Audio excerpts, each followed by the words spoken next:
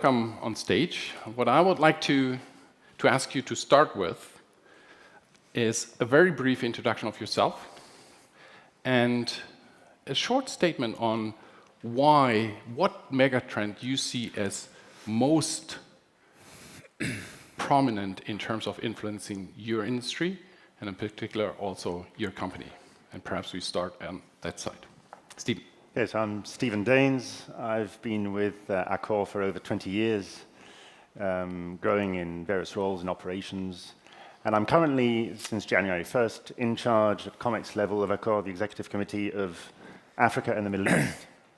And interestingly enough, I'm also in charge of what we call new businesses, which are non-strictly hotel businesses that Accor is venturing into and experimenting with at the moment.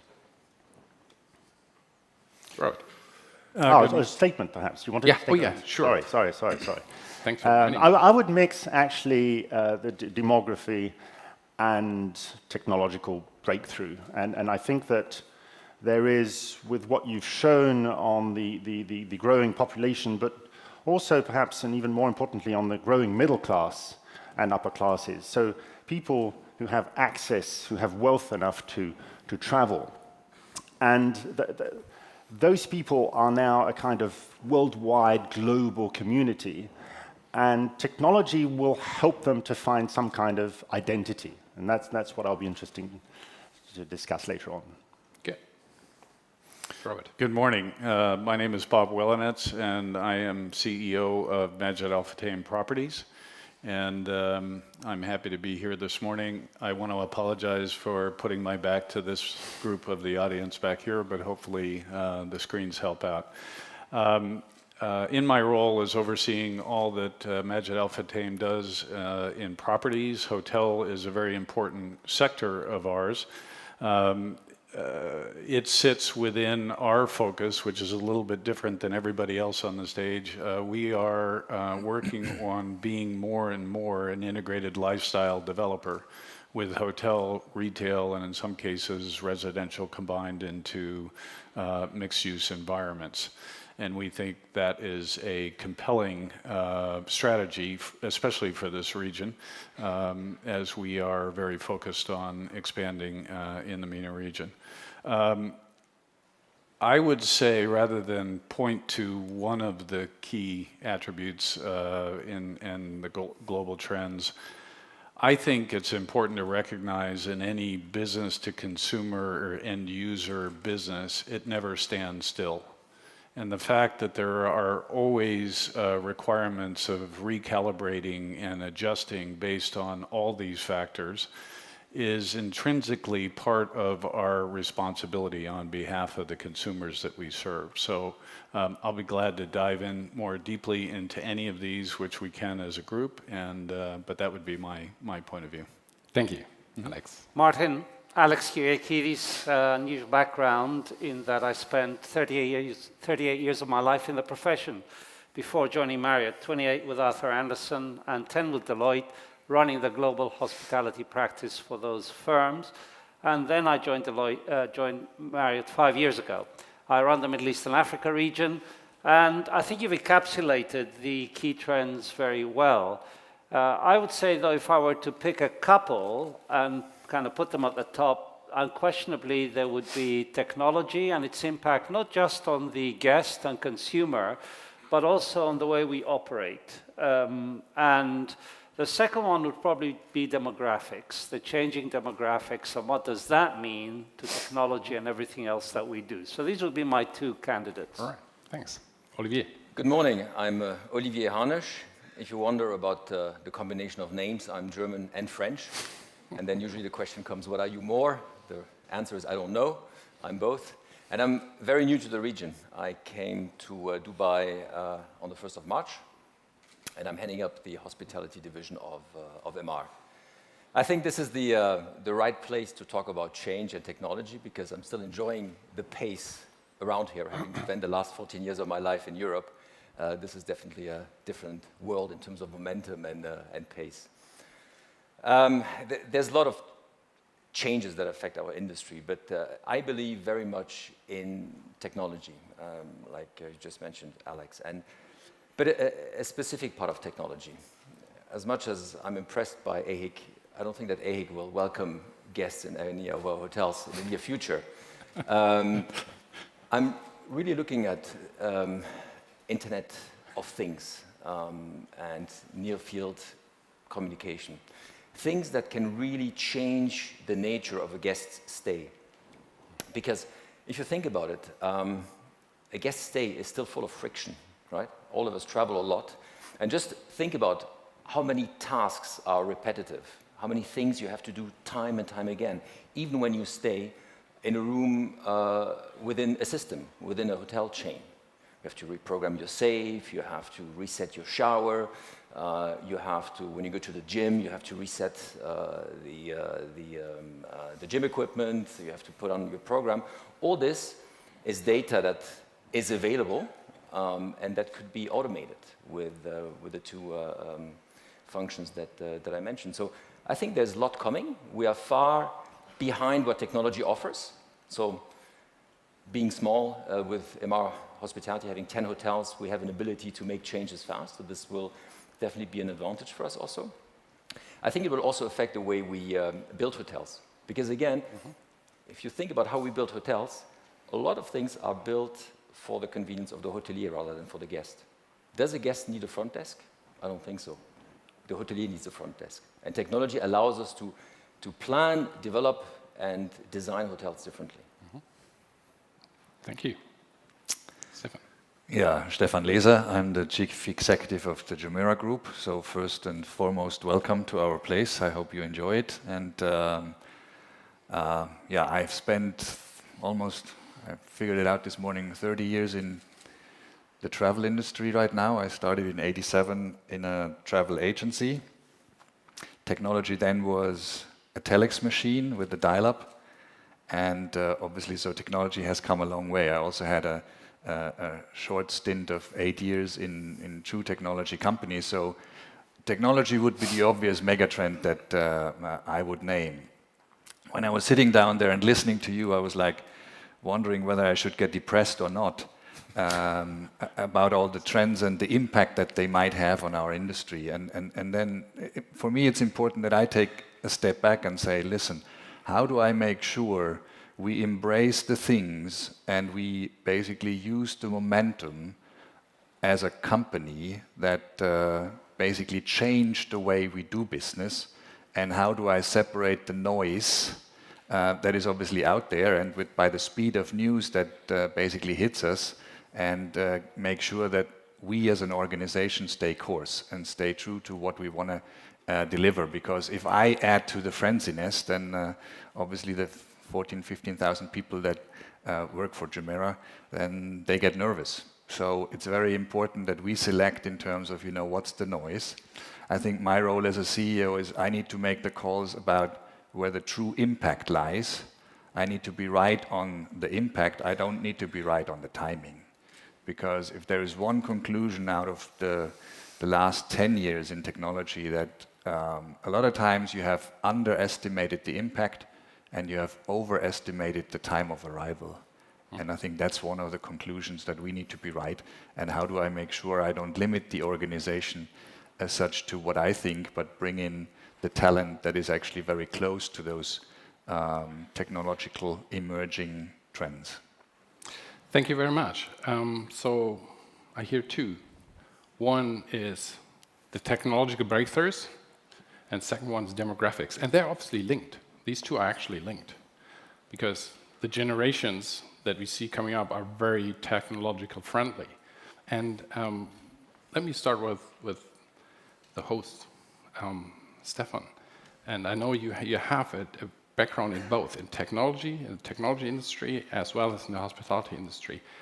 Which are the areas, like operations, like the day-to-day operations, or the customer, that you see impacted most by technology and will change over the next 5 to 10 years most due to technology breakthroughs? Yeah, look, I get it For me, it's not so much the front customer-facing, let's call it sexy part of the technology that I think will do the biggest impact for us. I think, I mean, we as an owner-operator, we have a lot of opportunity when it comes to, Olivier called it the Internet of Things, or, you know, basically, you know, Industry 4.0, and digitization in operations like we have will enable us to basically run the places in a very different manner. Buzzwords like predictive maintenance, in terms of how do we use data to analyze in terms of where do we do maintenance and spend the money on it, rather than do preventive maintenance as what we do right now, in saying, okay, there's a life cycle of a certain equipment and then we change it. I mean, when it comes to capital expenditure, that's obviously a humongous issue for us. Just a figure, we have about, just in the Marinad resort here, we have about 37,000 devices we need to basically maintain, observe, and look after. And I'm not talking about the light bulbs, I'm talking about true equipment that is in there. And that's a huge challenge. Now that's obviously very different to a pure operator, when you're kind of like a caretaker of the asset as well. And those will be the areas of focus for us. They might not be the sexy, you know, customer front-end pieces. We look at that and at them as well. I mean, we have some of the most iconic buildings and resorts, and with our initiative, Jumeirah Inside, we've done, I think, an industry first when it comes to looking at the places, and there will be a lot of augmented reality stuff coming our way as well. I don't think that we will see the business impact as much from that area as we will see from the use of technology in, let's call it, the back of the house. How does Marriott look at this as the largest group in the world, actually? Martin, I've been thinking about this, and the two dimensions, and I'll kind of through them quickly out of respect for my fellow panelists. I would say today, when it comes to technology, it's not what you can afford to spend, it's what you can afford not to spend. And this is huge. For us, I can remember the time before the Starwood acquisition when we would count investment in technology in the 30s and 40s of $1 million. Now, because of Starwood and scale, it's in the hundreds of millions. But that means we have to be very wise in a world of chaos, where there's disruption going on everywhere from the OTA, sharing economy, social media.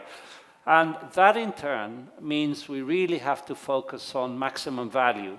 Now, the customer journey is one we started off in this industry. We innovated in everything from mobile check-in to check-out to keyless entry to ordering on your mobile. And now they've become industry norms. But when it works, and we launched the Marriott mobile app 5 years ago, I remember it was the year I joined Marriott. That year, we generated $100 million of revenues on the mobile app. 2016 closed and just shy of $2 billion, just to show you the power of that piece of customer-facing technology. And with 100 million loyalty members now as a result of Starwood, the next wave for us has to be focusing on engaging in a digital way the journey, but also experiences. We've just announced an investment in PlacePass, which is an experience-based provider with 100,000 experiences in 800 destinations. Why? Because our loyalty members are telling us that's what we want. We want experiences where we go. So we have to kind of bring that into the equation. On the operations side, and I'll take your point, the merger with Starwood has enabled us now to press the button on large-scale shared service platforms, the kind of which we could not support before to our owners. We can go to our owners now and say, finance shared services, HR shared services, sales, procurement shared services on global platforms to drive efficiency and enhance margin. That's kind of the direction we'll be going on the operations side of technology, and I'll stop here. How's Accor looking at it?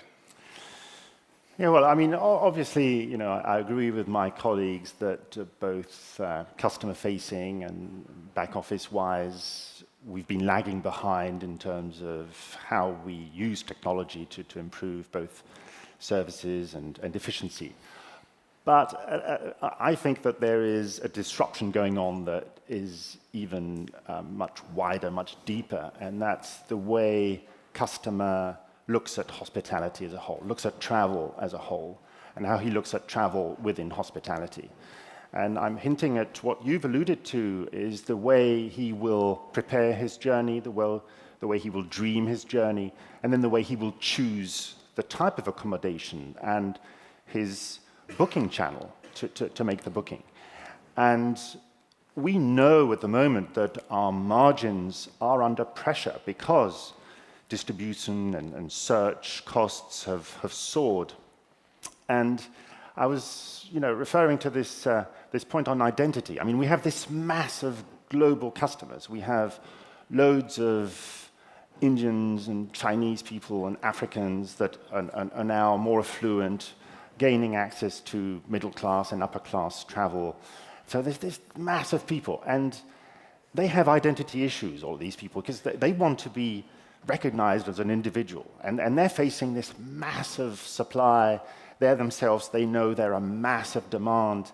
And I think technology and intelligence and data, I mean, somebody referred to data earlier on, are going to be the major disruptors in the coming years. And that's in two ways. In the way both we can personalize our service, so through data, through the hundreds of thousands of information that we can gather, how we're going to not only feed databases, but extract data in an intelligent way, in a worthwhile way, so that we personalize our service. And I think we're all struggling a bit with that for the moment. Data management and intelligence are there, but either they're costly or so sophisticated that we're not sharp enough at identifying individual needs and treating people like individuals. And then, and this is perhaps even more of a disruptor, the customers are going to have access, no doubt, to more intelligence on how to choose. They have this wide, so today they surf on TripAdvisor, Booking.com, they look at past customers, they see our marketing websites, but it just, it's so time-consuming and tiring today to look for a holiday, you're just faced with such a choice. And I'm sure that intelligence will improve for the customer as well, and that's something I'm not sure we're quite prepared for. And so for AccorHotels today, what we've recognized is two things. Both, as you say, we need to invest, obviously, and we've done so. We've launched our digital plan two years ago, 200 million euros into a 5-year plan.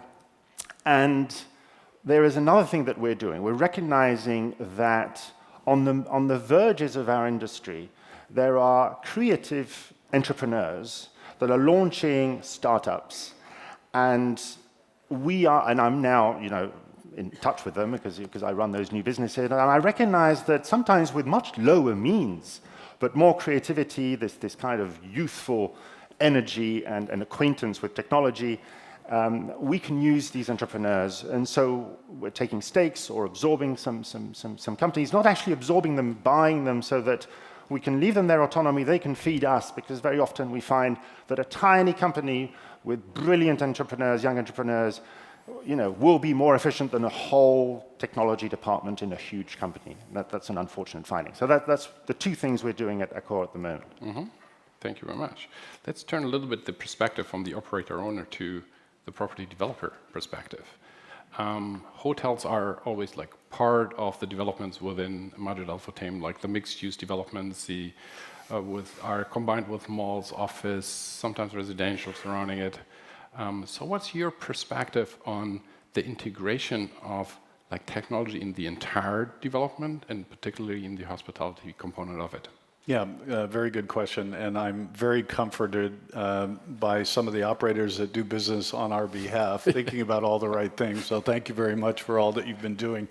At Majid Al Futtaim, because we are moving into a mixed-use environment, and we do lever, we're not an operator, so we do lever on the best-of-class operators to help us with our mission to provide great moments for everyone every day, which is really the mantra and the vision of our owner-founder.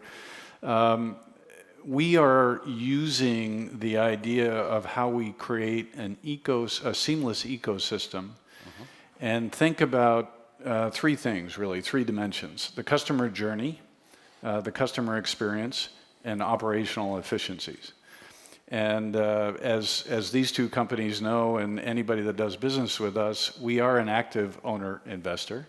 And we think that's a responsibility we have because we are committed to the outcomes on behalf of all our customers. How we use technology and the interfaces in those three dimensions is critically important. And I think Stefan said it well. It's the digitization, which is an overused and broad term, but clearly technology is impacting those dimensions in very specific ways. Our challenge, leveraging on data, and I do believe in customization and personalization, is how across the different dimensions of a mixed-use environment do you create a seamless experience on behalf of the customer. And I think Emaar does a good job of touching into this, where you have seamless payment, seamless technology, that whether you're in the dimension that is the shopping center or the hotel, which are the most aligned of the component parts, or ultimately if you're a resident in one of our communities that's attached to one of these ecosystems, how do we seamlessly enable and provide opportunities for maximizing and optimizing that customer journey, customer experience, while at the same time internally we work with our partners to make sure that what we control directly and what we are asking from an indirect support standpoint all operates as efficiently as possible, leveraging on technology. I do also believe that there's a big challenge is how do you make the investment on the scale of some of these companies have to make those decisions on the basis that there is a shelf life until the next best idea comes up or the next best application comes up. So it is a very challenging set of decisions when you make bold commitments of hundreds of millions of dollars of investment, and how long is this going to stay resident as a core practice and part of what we're offering to the consumer. But again, this is part of the challenge of working within dynamic environments. I would say one of the things that we're experiencing in all of our settings is that we are very committed to have hotels as integrated components of our mixed-use environments, because we find that those hotels operate at a higher level and higher standards. So we believe that, and if you look at the nuances of what people do when they're on a trip, other than their lodging commitment, the largest component part of an expenditure while they're traveling is shopping. So, and especially in this region where there is really kind of a resort nature of these mixed-use environments. So one of the things that we're trying to do as an outreach during the pre-planning environment, and again leveraging on the technology platforms that are in place, but also adding on to it, is how do you preload and predetermine and potentially suggest ways of customizing that trip, so that when you come to one of the ecosystems or estates, you have the ability to stay in a hotel and already have your movie show tickets arranged, and your leisure and entertainment-based opportunities connected, some that are within the ecosystem, some that are adjacent to, and how this all comes together with the use of technology. And the last thing I'll say is that the customer profile, and the millennials and the Generation Z get a lot of attention, but there is a wider bandwidth of customer cohort than there's ever been in the world today. People are living longer, and they're starting earlier in terms of what they are using our estates for in many dimensions. And you have the cultural nuances of a globally active set of travelers that are all coming together that are slightly nuanced and different. So if you add the demographic profiles and cohorts in combination with the cultural tendencies and nuances, we have a lot to figure out. Let me pick up on one thing that you just said, which is we have a wider cohort of customers, and these require very, very different things. They require also different brands, and I think with Emaar Hospitality having launched a number of brands over the past couple of years, there for sure is a certain strategy to address certain groups with certain brands. Can Can you elaborate a little bit on this one, Olivier? Sure. We have now 3 brands, the latest being Rove Hotels, which I'm still amazed about because the first one opened 9 months ago, and we have now 3 in operations, 1 more coming very shortly, and then 6 others in the pipeline. And we feel that with Rove Hotels, we've really touched a wide spot in the industry for millennium-minded travelers. And I'm insisting on minded because we tend to categorize still generations and guests into age groups. And I think this is a mistake because what is Gen Y, right? Gen Y is affinity towards technology, right? I like to believe I'm Gen Y too, at least I'm Gen Y minded. Affinity towards technology, a look for authenticity, openness towards the shared economy, more focus on experiencing versus owning. Is this really only the 20 to 30-year-olds that feel like this? No, it's a mindset. So with our brands, we want to have a proposition that appeals to these different mindsets. The big challenge is, and you mentioned, is data. I think as an industry, we've been appallingly bad in the past using data. We had so much data, and we still have so much data on our guests, but we're not good at using it. We're becoming better at using existing behavioral data, but where we are still nowhere is using intent data, right?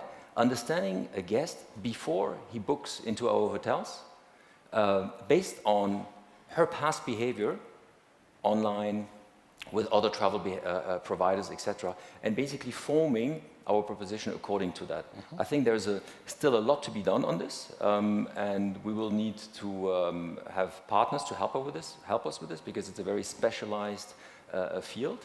But we also believe that there's a tremendous opportunity coming from there. Martin, if I could add, I think Chris Nassetta said it very well. I think creating new brand propositions targeted to cohorts, whatever they may be, whatever their profile is, that are scalable and relevant in today's market is why you see some of these things emerging. And like a developer, you have to decide when to reinvest in existing assets and when you plot the course for brand new assets. And that holds true with brand development as well, I think. So part of the challenge is how do you reinvigorate what you already have or bring it up to standard, and that takes commitments by owners and operators to be forward thinking about how to bring things back into relevant terms for their most prime opportunity. But then as we start to program and develop new assets, whether it's new brands positioned for the market opportunity or new physical assets that are relevant to a marketplace, as a developer would, we have to go through this process of recalibrating and reassessing where the optimized opportunity is. Alex? I'd like to pick up on this point, which really is the one that drove us to the way we look at our brands. Now with 30 brands, we felt it appropriate to really start looking at the brands with a customer lens and appreciate the demographic point. We're in a region here in Middle East Africa where 75% of the population is less than 35 years old. We know a lot of things about the way they behave and what they demand. Everything from cultural integrity to a two-way conversation to the experience that says, I want to be recognized and I want to be sure that what you tell me is appropriate and right. And then I can trust you with my information.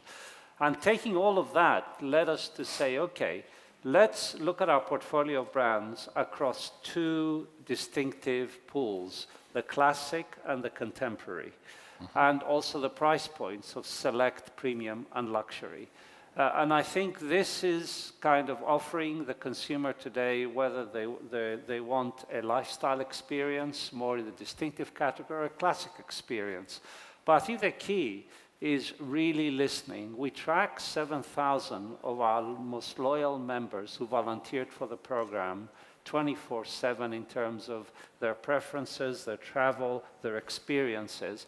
And that's a means of constant feedback in the way we look to deploy our brands. And at the end of the day, any one of our brands that we operate for owners, such as yourselves, it's really down to convincing our owner that we're outperforming our competition. Our RevPAR index is higher, and when we come to the owner to say we need more money because the consumer has moved in that direction, we have to provide the owner with an ROI that convinces the owner it's a good thing to do. So this is, I think, the way that certainly we're looking at engaging with our consumers, relevant brands, and making sure we're true to our owners' investment in us. And if I can have a follow-on, that's a problem when you get the panel warmed up, they don't know how to stop, right? But just to follow on this relationship dynamic that we feel is so critically important. The framework within which you operate and think about your brands, we are doing an Aloft hotel, which came through the Starwood camp, and we already have 2 wonderful hotels at the location where we're building Aloft, Dura City Center, and we have a great combination of a hotel and extended stay facility, but we're adding an Aloft hotel. And through the dialogue with Starwood, we were able to take a Aloft approach, but add some component parts that we thought were relevant for the ecosystem. So what did we do? We have the largest IMAX screen Vox Cinema at Dura City Center. In concepting with the Starwood team, we brainstormed an idea within the hotel team, brainstormed an idea to bring together a thematic approach which went further onto the cinema concept, and we have cinema suites, we have content built in around the hotel that is cinema related, and we have on the top level an outdoor cinema that we are going to use not only for cinema but special events as an incorporated part of putting a guest experience at another level, but still within the framework of what Aloft does. This is the personalization for the estate and the customer, but it's also a way in which an owner-operator can work together to come up with a solution that's a step forward into a new direction. So yeah, on branding and brands, two things. You've referred to the older and more global brands that need to be revived, and you've referred to new, more niche brands very often. And I think we really recognize today that there is a need on the market for both. And what we're doing at Accor is that really we're trying to nourish our, so to speak, more global, bigger brands with some of the flair, some of the inspiration that give the smaller niche brands that we've taken stakes in, like 25 Hours or Mama Shelter. You know, we cover now really the whole spectrum of segments from Ibis budget to raffles, and we really pretend that we can create combos, such as you say, helping owners to adapt to local patterns of demand with several of our brands. But at the end of the day, you know, we haven't talked about something, which is the human element. And I think what we need to bring as operators to owners, beyond the technology, beyond the brands, beyond the concepts, is real kind of modern, contemporary lifestyle management. And that's something that we had slipped behind a little bit, I think in recent years. So what we're trying to do today is really re-inspire all of our workforces, all of our GMs principally. You know, we know how GM is so key. And showing the way by showing some of the new brands that some very new creative young leaders, very often not even from the hospitality industry, have successfully brought to the customers. And again, you know, I mentioned, I don't know, people, you know, might know the 25 Hours in Berlin or the various Mama Shelters, and the inspiration that this can give to our other GMs, to the leaders of the brands that, as you say, we need constantly to revive and thrust forward, because that's what we're in the business in, of providing both big brands that still have a tremendous future and niche brands. Both have their space on the market, and that's why at Accor we're trying to nourish both. I'm not so sure about that brand conversation, to be honest. I think there are a lot of absolutely irrelevant brands out there, and they're in portfolios, brands where you say, seriously, I mean, you cannot support those brands on a global basis. A lot of the innovative concepts that you described that have been created by entrepreneurs rather than corporations, and then you basically take them on because they would most likely not have flourished in a corporate environment and going against some of those standards. So what we need to look at in terms of what are the true destinations that we can operate and have a meaning for the client, and where do we say, listen, this is a non-differentiated product, we're the wrong brand, we have the wrong brand pull, we have the wrong loyalty scheme to basically support that. And I think it's very important that you have that true conversation, because when I arrived here in Dubai, we had a lot of conversations in terms of how big Jumeirah was in the 5-star markets when it was originated and where are we right now. And a lot of conversations then happened around where I said, I appreciate that. Do I want another 1,000, 2,000, 3,000 rooms of non-differentiated 5-star product on Sheikh Zayed Road? No, we are the wrong brand for that. And I think it's very important that we, for ourselves, are very critical about what we as a company are capable of doing and delivering. And also to the big brands, I question, and I had that conversation with your CEO, whether you can sustain 30 brands in the long run, right? And how many people will actually recognize those brands.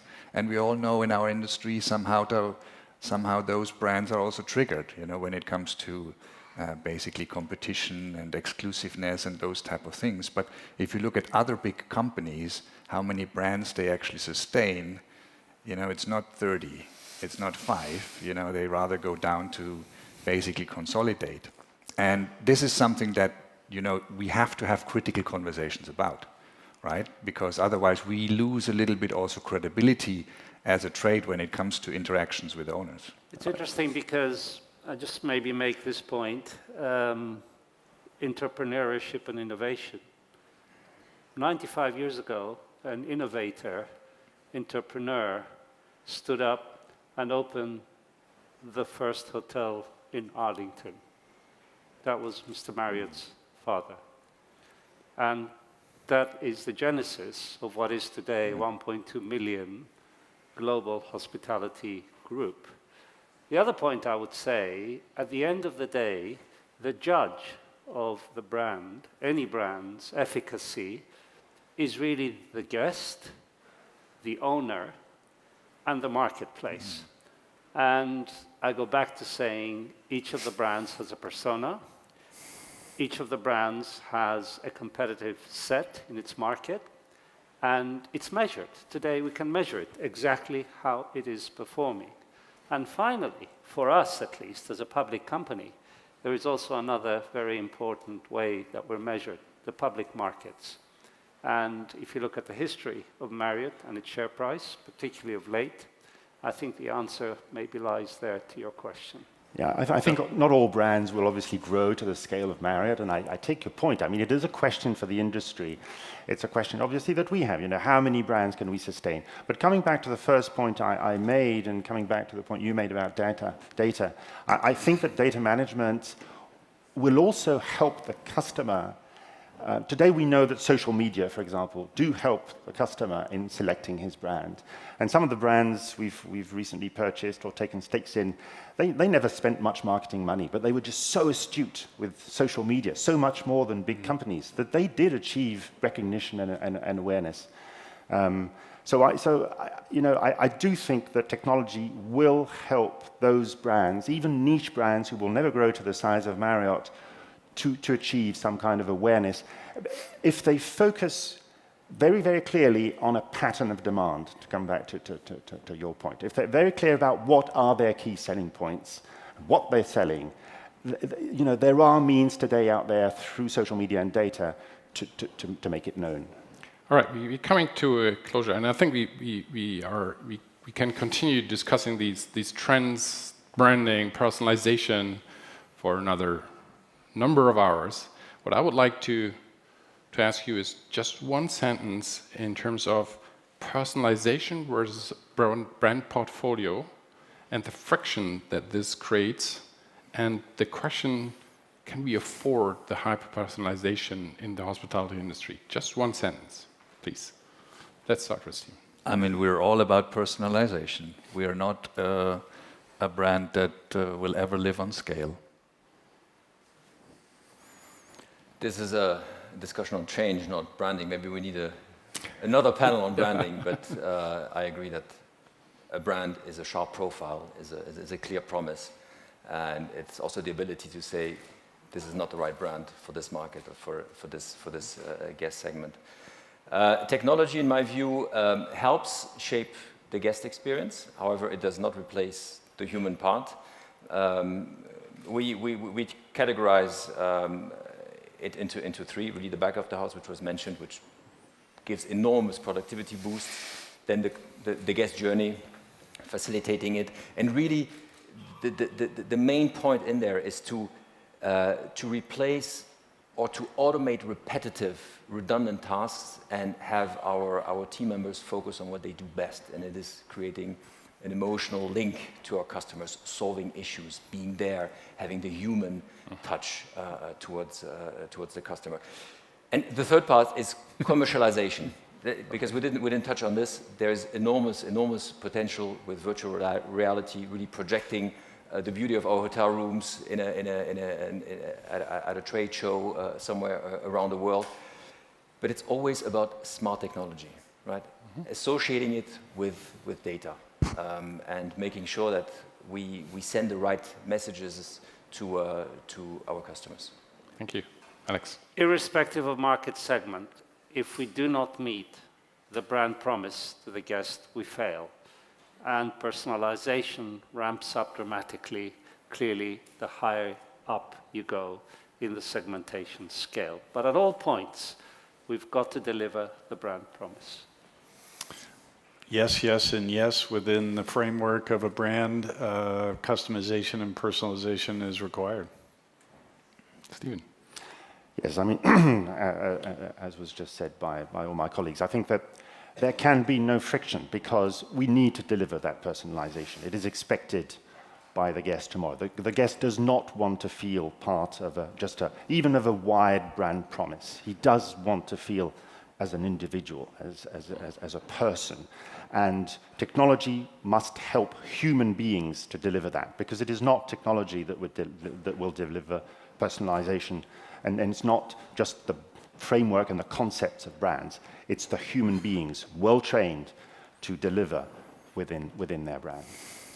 Thank you very much, and thank you to all of you for a very, very lively discussion along the mega trends that I had presented before, and I would like to ask the audience to thank our panel. Thank you. Thank you.